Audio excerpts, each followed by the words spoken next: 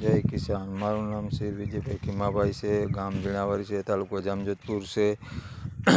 મારા mobile number છે 9783823088। આપણે ઓર્ગેનિક દવા વાપરીએ છીએ, પ્યોર। આજે રાસાયણિક ખાતર કોઈ જાતનું વાપરતા નથી। તમે ઓર્ગેનિકમાં વાપરીને તમે સારામાં સારું ઉત્પાદન મેળવી લ્યો, જમીનનો સુધારો થાય।